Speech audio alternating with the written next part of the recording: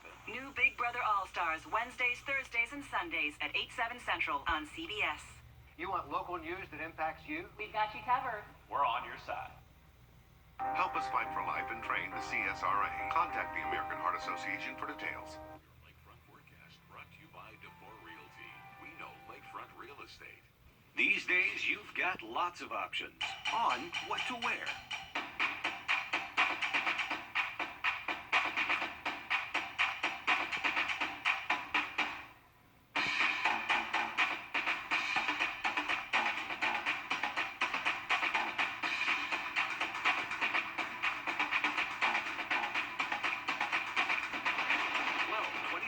Weather alert on your side.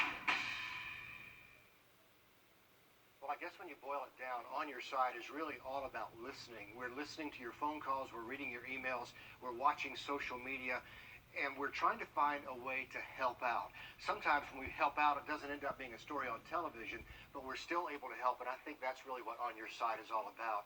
And over the years, we've done some amazing stories, helping people with everything from poor living conditions to potholes in their street to dirty water in their town. We've seen just about everything, and that's why we're here. Despite the uncertainty, we will stand strong. We continue to adapt and grow. These challenges are only temporary, but our community is forever. Greater opportunities are just around the corner. We will restore. We will reconnect. We will shop local. I've called the CSRA home for close to 3 years now, but I've always lived in the Southeast. I know what folks are looking for in their weather forecasts because I look for the same. I love the outdoors and spend most of my free time either fishing our local waters or hiking one of our mini trail systems. If we issue an alert day, my #1 priority is keeping everyone safe. My family, yours, we all are impacted when severe weather hits. I'm proud to serve the CSRA and will continue to do so as long as I can. I'm Riley Hale, and I approve this message.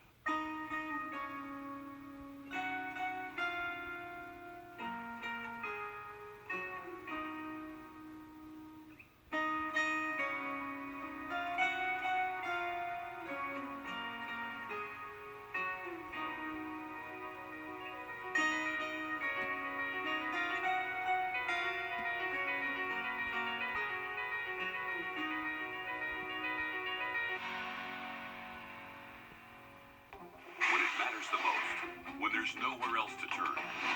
You reach out to the News 12i team because you need someone on your side. One discovery leads to the next. Your questions get answered. Your problems get solved. And the justice you deserve, it could come your way. And the path to the truth takes us into directions we never expected. Getting to the truth, getting results. The News 12i team investigates. On your side. On your side, this is News 12 First at 5. City of Louisville on edge after 2 police officers were shot during a clash with protesters. Those protesters ramping up their calls for justice after a grand jury decision in the death of Breonna Taylor.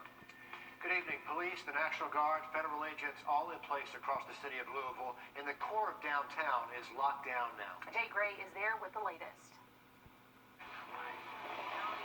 Mourners gather like they have for the better part of 6 months in a city boarded up, locked down, and on edge. After chaos overnight, clashes between protesters and law enforcement. Officer down, right here. Officer down. You can hear gunfire.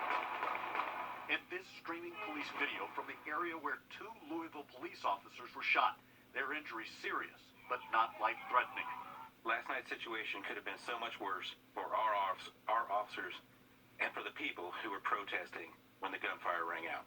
There continues to be an uneasy tension here, the day after a grand jury announced no Louisville police officer will be directly charged in the death of Breonna Taylor.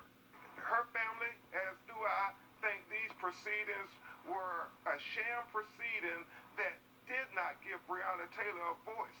The decision to only charge former Louisville officer Brett Hankinson with wanton endangerment for spraying shots into a neighboring apartment, sparking outrage across the country. Thousands pouring into the streets, frustrated, emotional, and at times violent. Violence is not the answer, and destruction is not the answer. Public safety and the work for racial equity and justice can and must coexist. Many in this community also angry and anxious about what comes next. A citywide curfew in Louisville will begin at 9 o'clock tonight as the city braces for more protests. Closer to home, taking a look outside right now, we've got a little bit of cloud cover and a nice little pole over the medical district for your view. But Riley, you say we are expecting some rain from those clouds. Yeah, we do have a good bit of showers now moving through the area, and this is going to continue this evening and tonight. So if you're planning on stepping out anytime soon, definitely have that umbrella ready to go. This is still thanks to what's left of beta. This is going to be moving through the area tonight and throughout the day on Friday, bringing us some decent rain chances. Here's a current look at our radar. Light to moderate rainfall for the most part. So this is manageable rain for us, but it will be a nuisance for us. So if you, once again, plan on driving around anytime this evening, definitely anticipate having to turn on those headlights. This rain is going to continue into the overnight, and then on Friday, by Friday afternoon, we're taking a look at the potential for even a few severe thunderstorms. Much more on that forecast in just a little bit. We'll take a look at that full forecast just after a short break. At Stanley Steel On CBS, all seasons now streaming on CBS All Access. We have some breaking news to pass along. The Richmond County School System announcing they are temporarily closing another school because of coronavirus. The system says Garrett Elementary School will close due to coronavirus-related absences. Now, this closing takes effect immediately. It will not reopen, they say, until October 13th. This only impacts face-to-face instruction. Garrett Elementary students in virtual learning, they're not impacted by this closure, but Richmond County says Garrett Elementary has 15 students currently self-isolating, 2 employees with active COVID cases, 5 employees who are also isolating. Also this evening, this afternoon, AU Health blaming a miscommunication for a delay in South Carolina getting coronavirus test results for thousands of cases. Tuesday, we told you DHEC missed getting results of 15,000 COVID tests conducted in AU's lab dating back to March. 2,000 of those were positive results. And AU Health says they've been reporting diseases in an electronic fashion to DHEC for several years this way. AU says on September 14th, DHEC notified them their COVID-19 data had not been received. They say DHEC had changed their reporting procedure. DHEC's chief medical officer says different states have different reporting requirements, so this type of thing has been an issue across the country. And we are back after a quick break. If you have any plans to step out this evening, definitely have the rain gear ready to go. We have widespread showers moving through this evening, tonight, and then the chance for a few isolated severe thunderstorms on Friday, so watch out for that. For the weekend, looking much better, drier for us, and those temps going to be a little bit warmer in the upper 80s. Columbia County Schools launch a brand new bus app this month, and we're going to hear from families about how it's working out. The news continues right here, first at 5, after a short break. By this closure, Richmond County says Garrett Elementary has 15 students currently self-isolating. They have 2 employees with active COVID cases and 5 employees who are isolating. The city of Louisville on edge after 2 police officers were shot during a clash with protesters. Those protesters ramping up their calls for justice after a grand jury decision in the death of Breonna Taylor. Frustrations over the outcome of that decision spilled out into the streets, as you can see, all over the country, and a few protests did turn violent. In Louisville, the city where Breonna Taylor was shot and killed, 2 officers were shot while working crowd control. In Portland, police declared a riot after some buildings were damaged during protests. Police arrested 7 people in Atlanta just up the road during protests, most after police say they did not follow orders to disperse. But today, the attorney representing the Taylor family says they are outraged by the decision. They're devastated, they are outraged, and most of all, they're heartbroken because like me and my co-counsels, attorney Lanita Bacon and Sam Aguiar, they are wondering, did Kentucky Attorney General Daniel Cameron present any evidence on behalf of Breonna Taylor? And if so, what? Both officers shot in downtown Louisville are expected to be okay. 1 man was arrested in the shootings and is being charged with 2 counts of assaulting an officer. Back here at home, Columbia County has been back to school longer than any of our other districts. Along with all the other changes this year, the district launched a bus app. Celeste Springer joins us live from the bus depot. So Celeste, how's this working out for families so far? So far, so good. With the help of these Columbia County's bus tracker app is making all of these buses look a little bit more like Ubers, allowing you to track its route and also get notifications along the way. All parents really have to do is go and install the app, fill out the information requested, and reach out to their school for registration codes. Each bus and school have their own codes, so you'll want to reach out and make sure you've got the right ones. The district says the app has significantly cut down on the phone calls at the office asking, "Where's my child's bus?" The app comes in handy at times like this when it's raining really, really bad. And now we're into the first week of fall. It could come in handy as temperatures go down. So, for example, if it's bad weather and you have this set up, you can have it set up so the bus, it will alert you when the bus is 2 miles of your home, and then the student can go out. They don't have to wait for a long time in bad weather. The district says they have the ability to send out mass notifications if multiple buses are delayed. They also say as of right now, about 2,500 families have signed up for the app, and coming up at 6 o'clock, we'll hear from one of those families about how it's going so far. Good information for a lot of families tracking that early morning bus or the one coming home in the afternoon. And while we're talking about apps, we told you before school started, USCA can form the team of volunteer contact tracers. Now something new is helping them out. It's called the Pacer Tracer, and it keeps track of those who's been where. News 12's Kennedy Harris is joining us now. She spoke with a professor who created this new app. Kennedy? Well, as part of the campus safety plan, the university created its own team of 17 contact tracers to track the spread of the virus on campus. And now the new app is helping them do so. With the Pacer Tracer, students will scan a QR code outside of classrooms and shared spaces to check in and check out. The app will be used to assist the team of contact tracers with finding individuals who may have come in contact with someone who tests positive. Before, they were just using a questionnaire to find people who were possibly exposed. And a lot of that relies on memory. Oh, do you know who you were around the past several days? And now we can enhance that data with actual data by pulling a report from the database and giving that to them to say, okay, well, let's fill in some gaps here. The university is currently at a low alert spread level, and they have been low since the start of school. We'll have more information on the app and how successful the mitigation plan has gone tonight at 11. Okay, that's pretty interesting, Kennedy. Thank you. Taking a look outside now over Wheeler Road. It looks like a little mist out there. Riley, how are those showers looking? Yeah, they're becoming more widespread across the area and expecting to continue this evening and tonight as well. So if you're planning on stepping out, maybe driving around town, you're likely going to need those windshield wipers. All this is thanks to the remnants of beta. This is going to be moving through tonight and once again throughout the day tomorrow, but fairly widespread. So if you're not seeing rain just yet, get ready. You're likely going to have at least a batch of showers moving through in the next hour or so. Now, through the overnight, we're expecting these to just be generic showers, not really expecting those storm chances to enter the forecast until later in the day on Friday. Most likely Friday afternoon, and some of those could be on the severe side. We'll take a look at that severe weather threat in just a little bit. Thank you, Riley. AU Health is blending a New tonight, the Georgia Labor Commission says Augusta's unemployment rate went down in August, so a sliver of good news there. They say Augusta saw an increase in jobs and a decrease in initial claims last month, so that is good. The unemployment rate is now 5.3%, but to put that in perspective, a year ago the rate was 3.8%.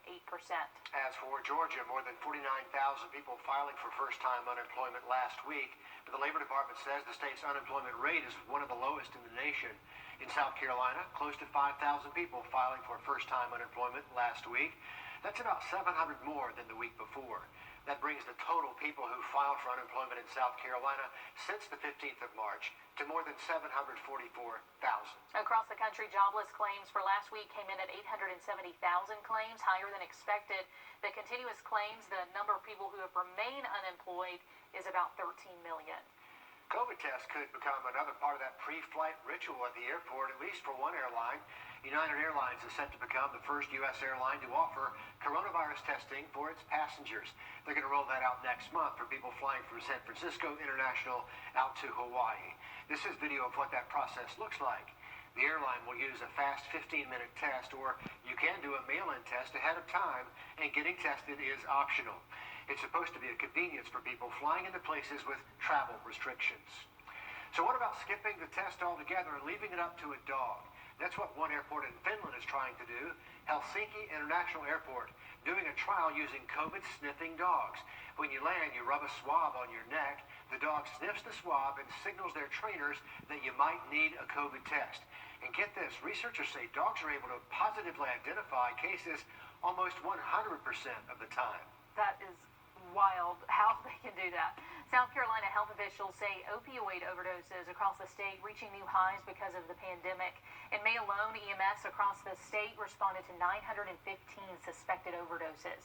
That's the highest one-month total ever. It's also something we've been reporting on right here at home, and so far this year, Aiken County has had 52 accidental overdose deaths. Yesterday, we heard from the Aiken Center, which is trying to save lives by handing out Narcan, and they were doing that again today. Taking a live look now at our nation's capital, where people continue to come out and pay their respects to the late Justice Ruth Bader Ginsburg. Today is the last day Justice Ginsburg will lie there in front of the U.S. Supreme Court at the top of those steps, where she sat on the bench for 27 years. People there saying they just did not want to miss this moment in history and what it represents. With all the changes that are taking place, we think it's important to bring them to take part in these momentous occasions, and then hopefully when they're older they can remember these moments and then make better choices for themselves later on. Earlier today, President Trump and the First Lady paid their respects to Justice Ginsburg on those steps. Tomorrow, Ginsburg will lie in state at the U.S. Capitol building. She'll be the first woman to be honored that way. Today we're learning what caused a plane crash that hurt NASCAR driver Dale Earnhardt and his family. The final report from the NTSB says the likely cause of that accident on the Tennessee runway was pilot error. It says the pilot approached the runway too fast, and that caused the plane to roll off the runway and catch fire. Earnhardt, his wife, and daughter had minor injuries, which is a miracle when you look at that accident, but the pilots were not hurt either. The military is testing a new way to deliver blood to soldiers on the front lines. It's called Operation Blood Rain, and it sounds a little grim, but it's not quite as grim as it sounds. The mission is to find out if blood could be airdropped to soldiers in a combat zone.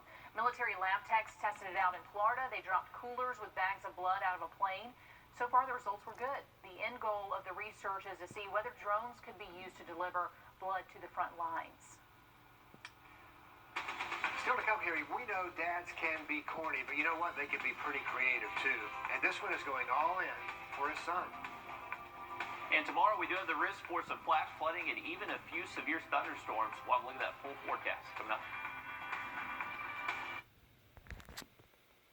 Coronavirus restrictions at hospitals are making it hard to spend time with loved ones during their treatments. So one Texas dad came up with a creative way to connect with his son while the boy gets chemotherapy.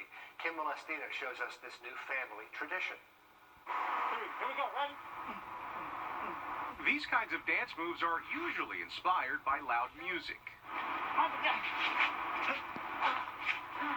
But for Chuck Yielding, acknowledgement from his son is all he really needs. We get out here and just try to communicate, best we can.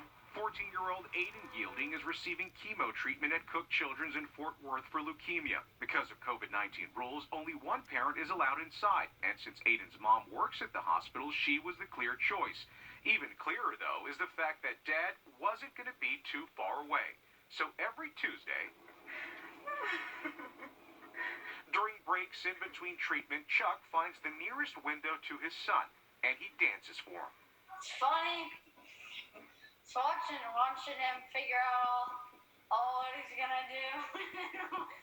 Cheers me up sometimes.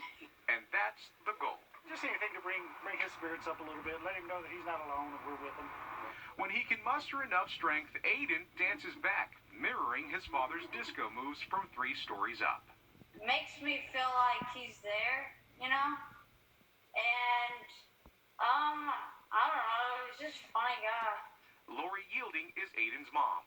Family is everything. Togetherness is everything. But even when you can't be together and a whole family as a unit, you find ways that you can. So, come rain, shine, or even extreme heat, put a chair out and wait. This dad isn't going anywhere. If I look, they're waving, hey, buddy! so sweet, and we know dads can be corny with their dancing, but we're going to allow all of that because that is dedication. But Aiden is allowed to go home after his treatment, so he and Dad are only separated on days that he gets chemo on Tuesdays, but what a dedicated dad. When Aiden said in that interview, it cheers me up sometimes, Dad knew it was all worthwhile. He knew. Love that story. Let's have a look outside our camera in Grovetown. A lot of cloud cover out there, and Riley said even some rain in the area. Definitely so, Richard. If anyone plans on stepping out the next few hours, be ready for some rainfall out there. Everything should be manageable this evening and tonight. Everything's fairly light to moderate. The heavier rainfall bringing the chance for flash flooding and some stronger storms going to be Friday afternoon. But here's a good batch of showers now moving across the metro, central CSRA, kind of more isolated to scattered if you're north of I-20. But through this evening and tonight, this rain is expected to continue. Overall, by Friday morning, most of the area does look dry, but as we head later into Friday afternoon, that's when we're expecting the better opportunity for some heavy downpours, maybe even some thunderstorms. Some of those thunderstorms do have the potential to maybe start to rotate and provide some of that severe weather that we sometimes see in the springtime, so keep that on your radar tomorrow afternoon. Unfortunately, some of that rain expected to linger into some of those Friday night football games, so keep that in mind as well if you're planning on heading to those. Positive news, though, for the weekend. Most of your Saturday is trending dry. This little light returns you're seeing on this one model here, maybe an isolated sprinkle later into the afternoon, but nothing that should make you cancel any outdoor plans for the weekend. Friday is really going to be our higher impact weather day. That's when we have the better chance to maybe see some stronger wind gusts, also some localized flooding in just some isolated areas. Can't even rule out a tornado warning or two. So we are going to have a good bit of wind shear and some energy to maybe produce a tornado or two across the area. So this entire 2% region you see right here, that does include some of the CSRA, but overall it is a low threat, but just not technically zero. So wanted to mention that to you. Tomorrow, as well as the severe weather threat, also the flash flood threat, that favors the same areas we were just looking at. So the further west you are, the better outlook you have to dodge the severe weather and flooding rains. But overall, both the flash flood risk and the tornado risk tomorrow, they are low, just not technically zero. But most of us should get out of the weather for your Friday okay. Just going to be dodging some showers throughout the day, maybe even a few thunderstorms. Weekend's looking drier, and then heading into next week, another cool down heads our way. New York City officially has a subway hero after he jumped into action. What he did to earn this honor coming up. In a recent Twitter